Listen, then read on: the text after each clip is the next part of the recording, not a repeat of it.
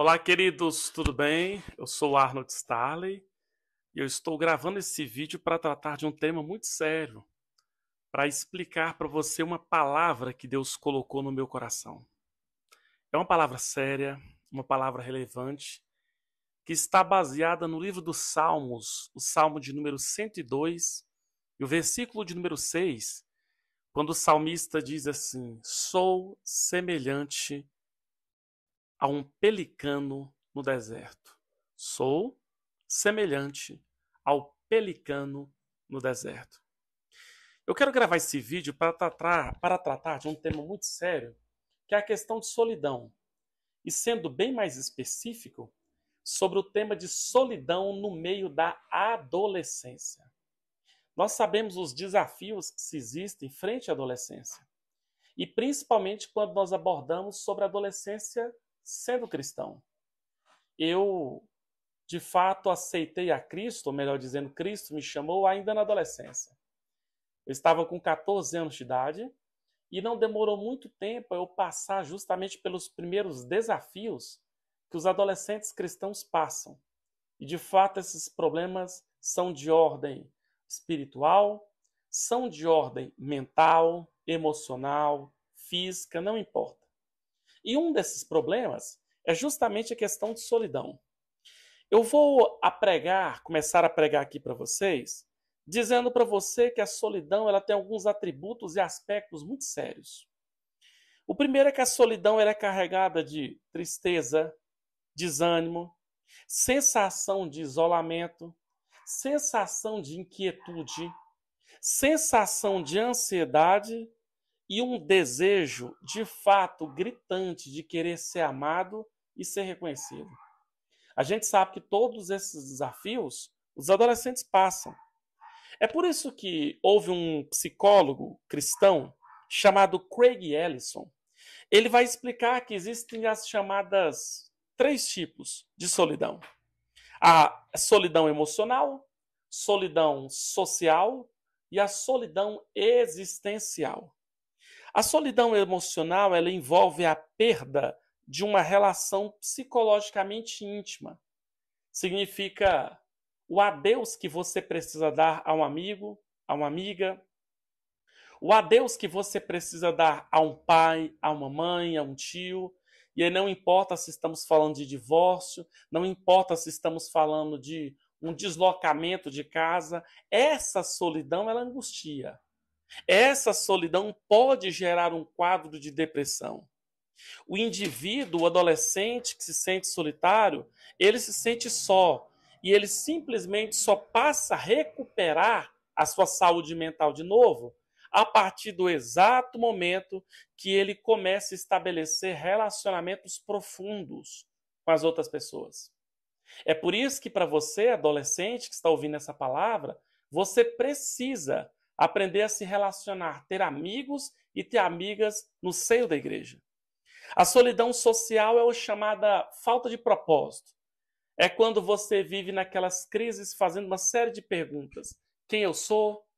Para que Deus me chamou? Qual é meu chamado? Qual é meu propósito? E uma vez que basicamente nós não descobrimos o propósito, possa ser que a gente se sente num quadro de tristeza, de angústia e de solidão.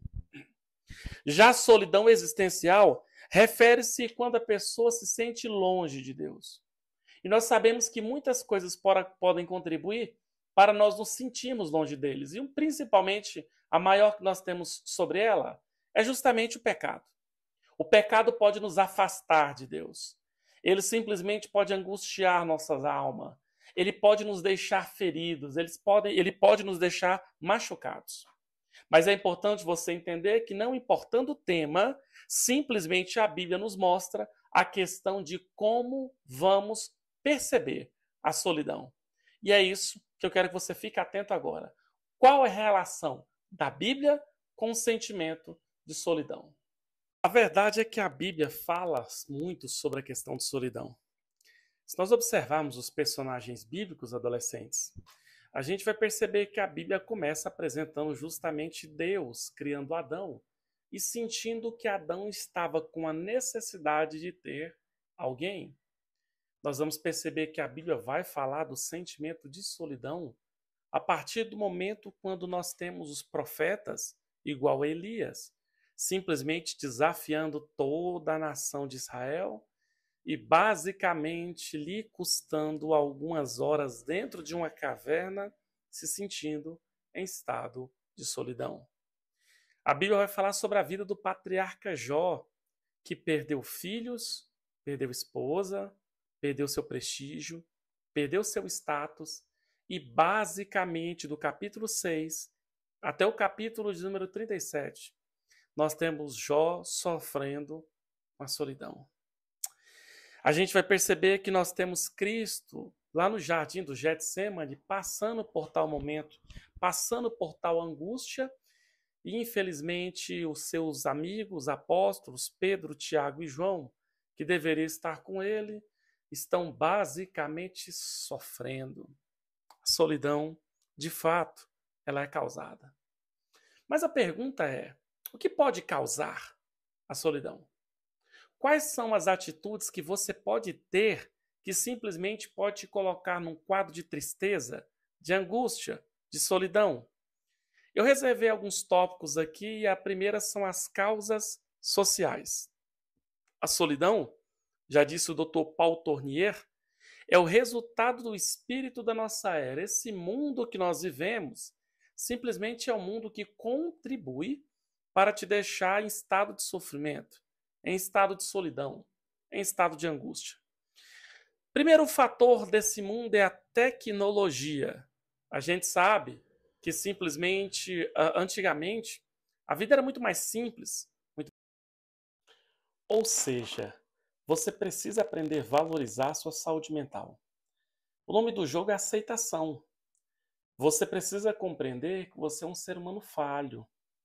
E como ser humano falho, simplesmente você vai precisar se aceitar. A peça fundamental para esse caso seria justamente o pai de vocês.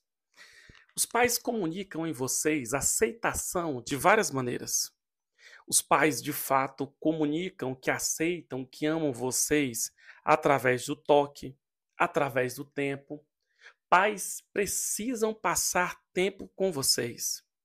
Pais precisam demonstrar o amor por vocês, disciplinando vocês, falando não para vocês, simplesmente mostrando a afeição por vocês.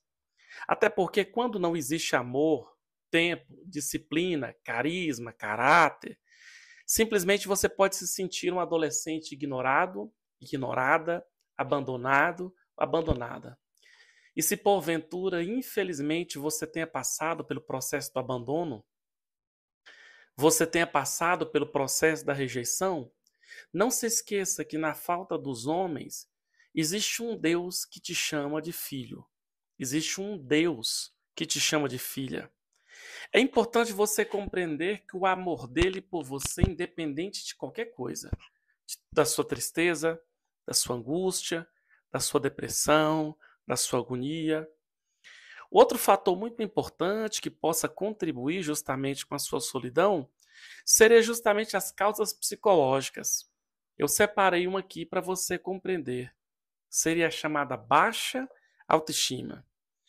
Baixa autoestima é a opinião que você tem de você mesma. Baixa autoestima é a opinião que você tem sobre si mesmo.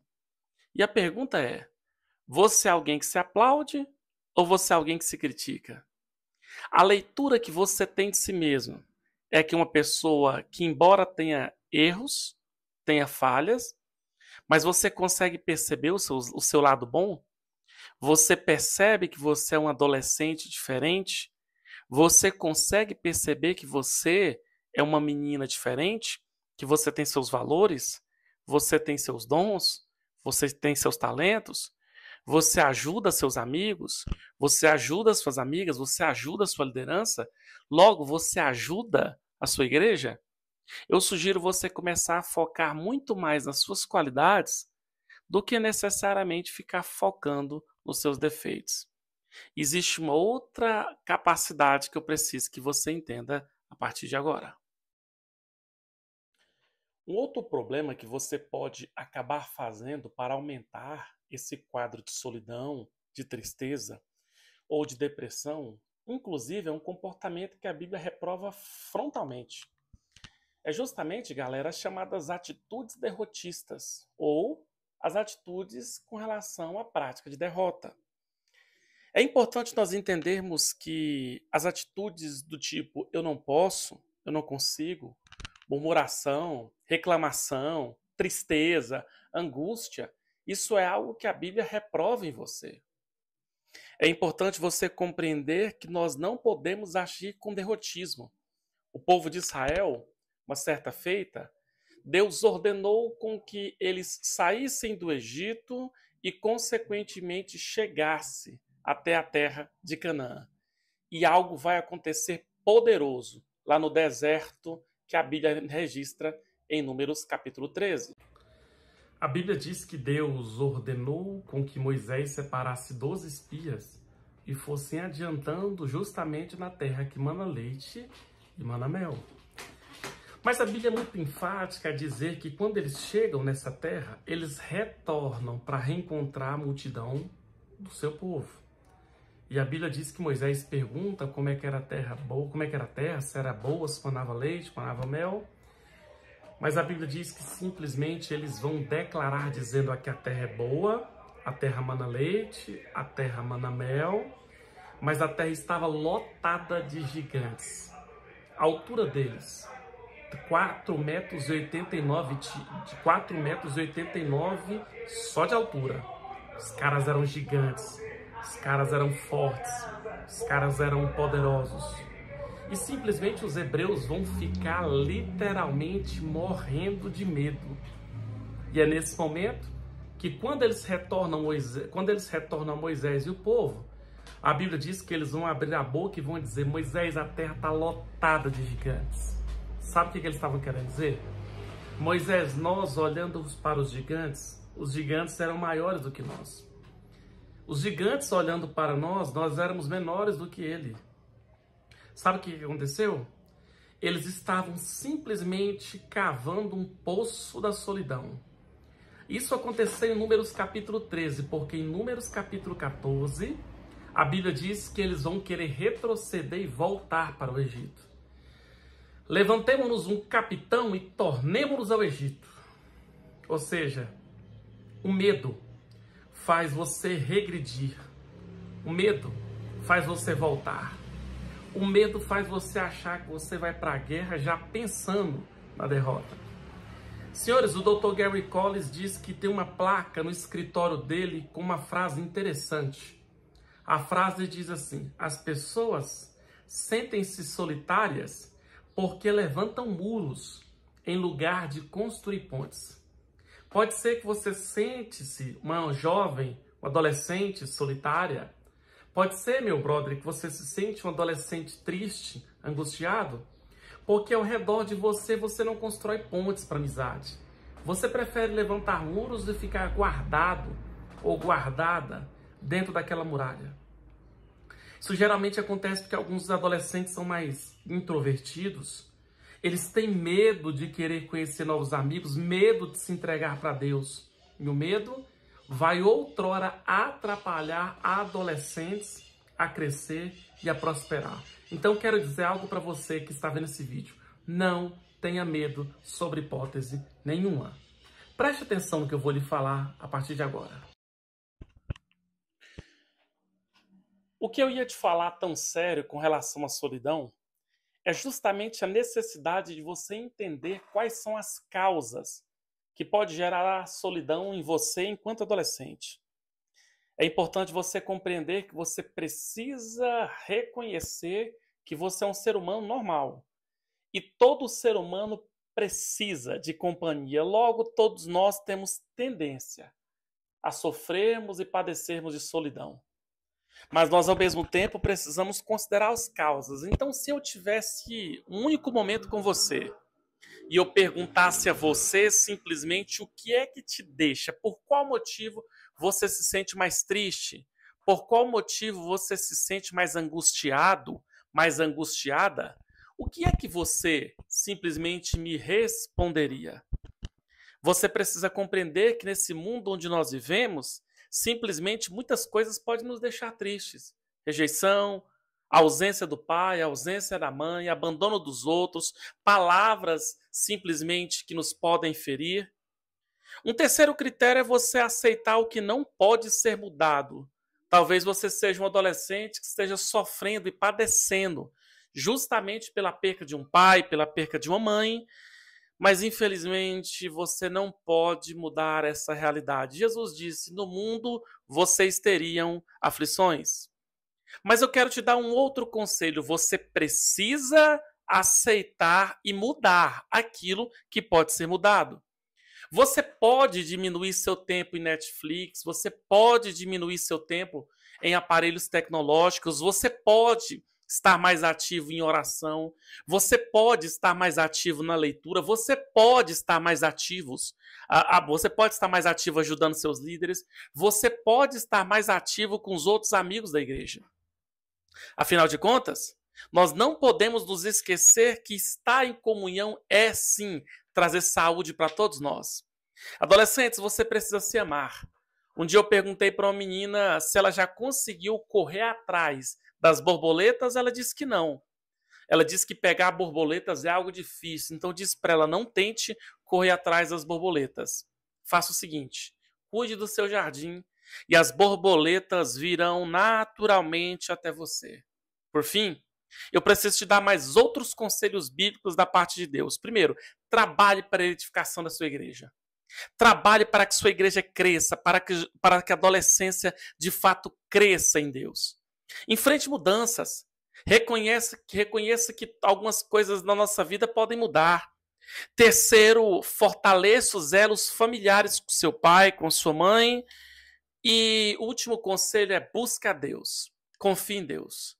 Que Deus te dê graça, que Deus te dê força. Que o Espírito Santo cure você dessa solidão, dessa agonia e dessa tristeza. Que o Espírito Santo te dê graça e te levante. Curta esse vídeo. Deixe seu comentário. Compartilhe essa palavra. Deus abençoe você poderosamente. Forte abraço.